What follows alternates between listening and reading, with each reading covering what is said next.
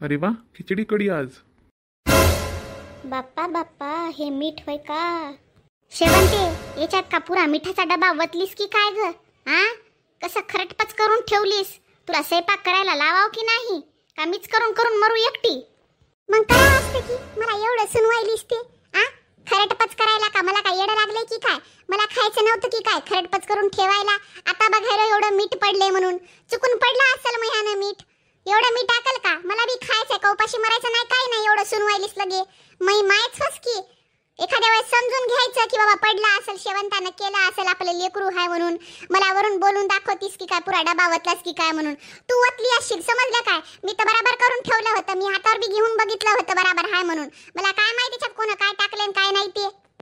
शेवंता, मीठ जास्त झालं असेल असंही तू म्हणू शकतीस. तू तुझ्या आईला तुझ्या माईला तू कशी बोलायलीस? तुला हे संस्कार दिलेत की काय आम्ही? तुला कळायला पाहिजे ना, तू कोणाला बोलायलीस, कसं बोलायलीस म्हणून. एवढं बरकटून बोलायची, नारकटून बोलायची. तू ही सवय कव्हा बंद करणार आहेस ग? इतक्या दिवस झालं इथं राहिलीस तरी तुला समजणार आलंय कसं व्यवस्थित बोलायचं काय नाही ते? तुझ्या नवऱ्याच्या इथं तू काय बोलत असेल तुझं तुला माहित आहे, पण इथं व्यवस्थित बोलायचंय बघ. माय बापा आता तुझे, जरा विचारपूर्वक बोलत जाय. मग तुम्ही आईला सांगा ना की गड्या पडला असेल मीठ म्हणून. तुम्ही मलाच वरडा आता इथं बसून, है की नाही? कसं म्हणली तिनं मला की डबा वतलीस की काय म्हणून? आता तुम्ही सांगा बरं बाबा मला. मी काय जेवणार नव्हते की काय? मला बी जेवायचं होतं ना. मग मी सगळ्याच्या जेवणामध्ये एवढं मीठ टाकल का? बघा बरं मी ताटामध्ये मीठ आहे का म्हणून. मीठ आहे की नाही ते बघा बरं तुम्ही. मला एवढं सगळ्याच्या पुढं घालून पाडून बोलायचं काय गरज आहे? एवढं बोलायची सरळ सांगायचं की बा मी शेवंता याच्यात मीठ लय जास्त झालंय, पुन्हा असं करू नको म्हणून, नाही तर दुसरं काहीतरी कर म्हणून. हे काय खावा वाटणा झालाय, पुरा डबा वतलीस की काय म्हणून. एवढं का बोलणार राहते की काय? लेकच होतायची काय सुन्न काय नाही असं बोलायला? तुला काही बोलण्यात अर्थ नाही शीला, नाही ते शांता. तुम्ही दोघीपैकी काहीतरी मला करून द्या. मला एवढ्या मिठाचं जमत नाही. मला बीपीचा प्रॉब्लेम आहे. तर तुम्ही दुसऱ्या दोघीचं जेवण करायचं असेल तर करा, नाही तर मग ते साईडला ठेवा. लयच मीठ पडलं याच्यामध्ये, आणि मग आपल्यासाठी काहीतरी बनवा. हिला काही बोलण्यात अर्थ नाही, काही नाही. मी माझ्या रूममध्ये चाललो, तुम्ही बनवा काहीतरी आणि मला आवाज द्या, मी येतो खायला. जा तुम्ही, आणते बनवून काहीतरी, नाही तर आवाज देते तुम्हाला. या मग खायला. मी बी नाही खाऊ शकत एवढं खरट. हो बनव, मी चाललो रूममध्ये. हे शेवंते, तू मुद्दामून केलंस ना एवढं मीठ? तू जास्त मुद्दामून टाकलंस ना मी खायलो म्हणून?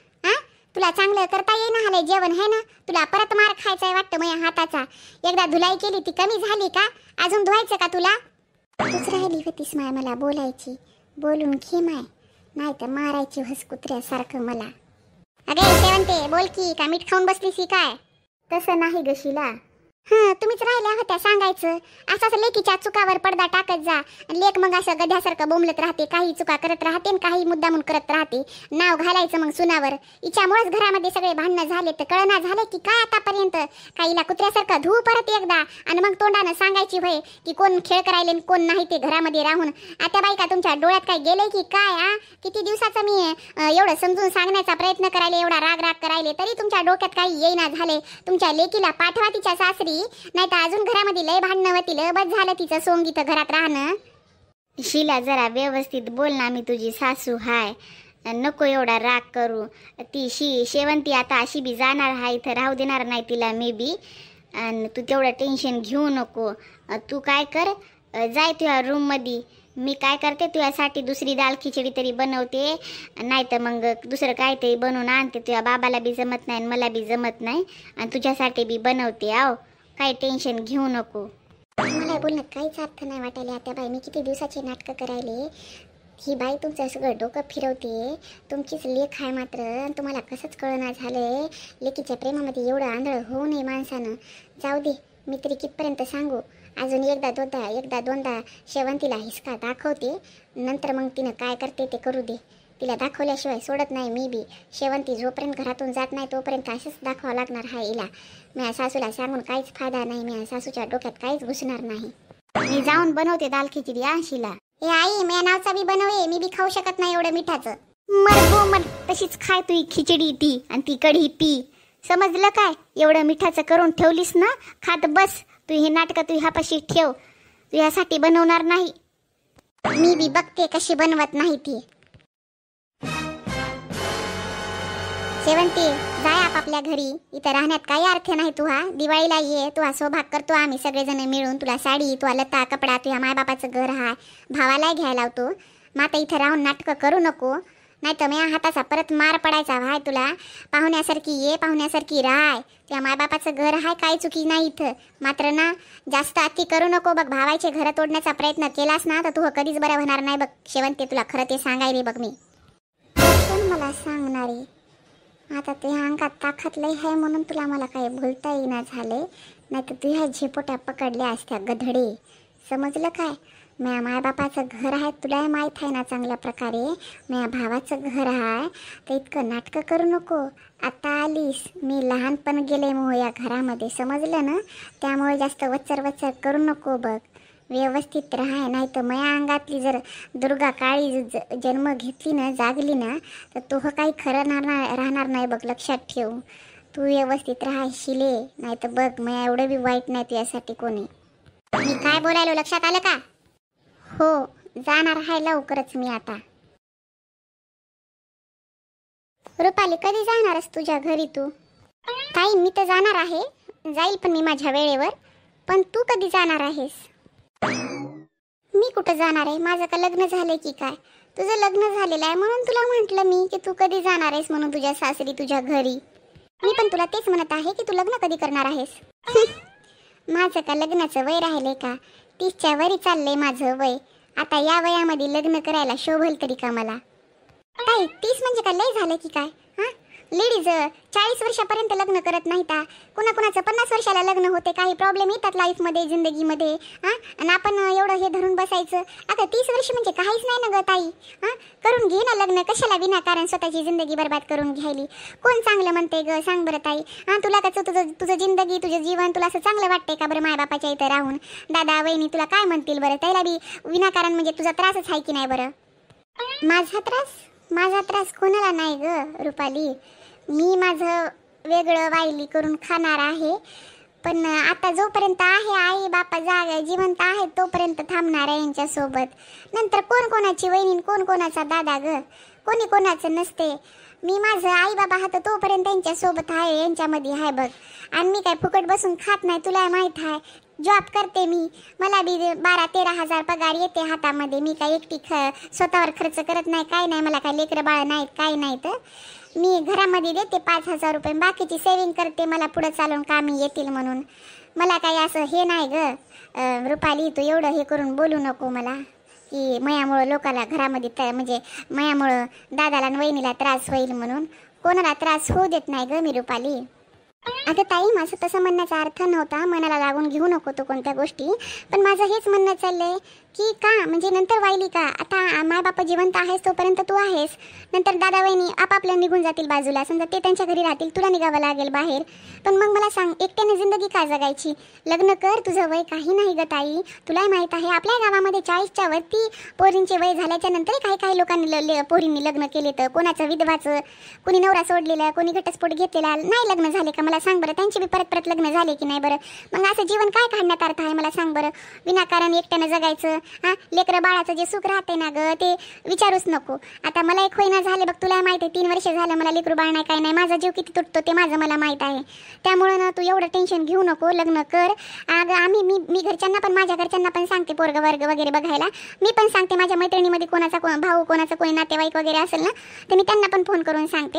मात्र अशी राहू नको ग ताई, मला काही बरं वाटेना खरं तुला सांगते. असं राहतीस ना एकटी काय, मला काही तुझं हे वाटेना झालंय. माझ्या जीवाला खूप टेन्शन येते. कोणाला वाटते आपल्या बहिणीचं असं व्हावं म्हणून ना? मी तिकडं, तू इकडं, आईला बाबाला पण चांगलं वाटत नाही ग.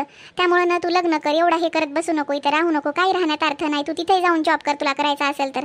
पण ना लग्न कर बघ, ह्याच्यावर विचार कर. मी तुला एवढं बोलले ना, याच्यावर विचार करताय प्लीज. हां हो, विचार करायला काही हरकत नाही. पण आता या वयामध्ये मला काय पोरं भेटणार होतं ग रुपाली? अगं ताई, तू टेन्शन घेऊ नको.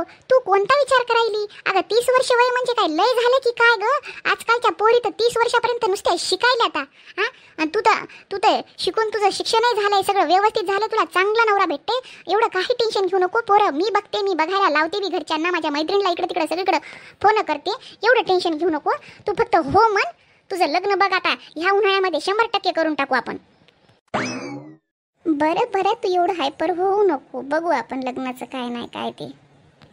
बरं ठीक आहे ताई, मी आईबाबांना पण ही गोष्ट सांगते. ते बी त्याला पण असं कळलं ना की तू लग्न करायसाठी तयार आहेस म्हणून, ते पण खूप खुश होतील ग. त्यांच्या पण डोक्यावर खूप मोठं वजन असल्यासारखं वाटते ग. ज्या लेकीचं लग्न होत नाही त्यांचं मायबापाला त्यांचं त्यांनाच माहिती राहते किती दुःख आणि किती वाईट वाटत असते ते. ताई तू ना बिनधास्त लग्न कर, बिनधास्त. मी तुझ्या लग्नामध्ये, तुझ्या लग्नासाठी 1 महिना आधी येते. एवढं काही टेन्शन घेऊ नको. आपल्या गावातल्या मुली मैत्रिणी पण आहेत, आपल्या चुलत बहिणी पण आहेत. बिनधास्त तुझं खूप चांगलं लग्न होणार, त्याचं काही टेन्शन घेऊ नको. स्वतःच्या वयाला लाजू नको. वयात लग्न होतंय पोरींचं, पण तुला असं समज की तुझा ते जे पिंड होता ते जड होता, त्यामुळे ना तुझा होईल, आरामामध्ये लग्न होईल, सगळं काय होईल. या उन्हाळ्यात 100% होणार आहे, त्यामुळे एवढं टेन्शन घेऊ नको. आपण बोलू या विषयावर, पण चर्चा करू. आता संध्याकाळी आई बाबा जेव्हा घरी येतील त्यांना बोलू आपण. हां ठीक आहे ताई. बरं बरं ठीक आहे. बरे आहात का ताई? कशाला आलीस माझ्या घरी? अहो मी म्हटलं ते बंटी सोनी आलेत गावामध्ये, काल घरी बी आले होते. मला कशाला सांगायलीस कोण आले आणि कोण नाही ते? तुला घेणं देणं, मला काही घेणं देणं नाही, समजलंस ना? माझ्या घरी यायची तुला गरज नव्हती. ताई असं कसं बोलायला तुम्ही? जरा विचारपूर्वक बोला ना. मी पोराची आई आहे, तुमची लेक बी पळून गेली, माझं एकटं पोरग पळून गेलं नाही. एवढं रुबाबामध्ये बोलायची काही गरज नाही. व्यवस्थित माणसासारखं विचारायला आले तुम्हाला, मी सांगायला आले की बाबा बंटी सोनी गावामध्ये आले, तर काल आले होते घरी. म्हटलं त्यांचं म्हणणं आहे की आमचं समाजामध्ये लग्न लावून द्या. मी त्याला अगोदर नाहीच म्हणू लागले, पण शेवटी तुमची पण मुलगी सोनी रडायला लागली. म्हणते आत्याबाई मला एकदाचं माफ करा, म्हणते मला आमचं लग्न लावून द्या. आता मला पण वाईट वाटलं, नाहीच मी करणार होते, नकोच म्हटलं, पण जाऊ द्या म्हटलं, एकदा पोरांनी चुकी केली, करून द्यावा लग्न. इकडं तिकडं भटकतील विनाकारण, काय करून घ्यायचे होतं जीवाचं, म्हणून तुमच्या एका विचारानं तुमच्या इकडं आले मी. तर तुम्ही मला असं रागामध्ये बोलण्याची पद्धत जरा व्यवस्थित करा ताई. काहीतरी माणूस विचारपूर्वक बोलायलाच आले तुमच्या जवळ, तुम्ही व्यवस्थित बोला बघा. तू कोण ग मला सांगणारी? काय म्हणून आलीस माझ्या दारामध्ये? काय गरज आहे तुला मला माझ्या घरी येऊन सांगायची? सोनीन हे आले तर म्हणून माझ्यासाठी. सोनी मेली, समजलं काय? मला तुझ्या पोराहून काही घेणं देणं नाही. पळून गेले न काळ तोंड करून ठेवले त्या पोरीनं. मला तिच्याशी काही घेणं देणं नाही. सून कर की लेक कर तुही, मला काही त्याच्याहून घेणं देणं नाही, समजलं ना? परत माझ्या दारात यायचं नाही त्या पोरीचं घरानं घेऊन. माझ्यासाठी ती कोणी नाही. लग्न लाव नाही तर तसंच ठेव, मला काहीच घेणं देणं नाही त्या पोरीशी बघ. जरा व्यवस्थित बोल. मी ताई ताई करून सांगायले किती वेळची बोलायले, तर मला म्हणतीस माझ्या दारात कस काय आलीस म्हणून एका माणुसकीच्या नात्यानं आले होते, समजलं का? एवढं तबरटब पचर बोलायची तुला काही गरज नाही. तुझी लेक पळून गेली, माझ्या लेकाला कोणी काही म्हणणार नाही, समजलं ना?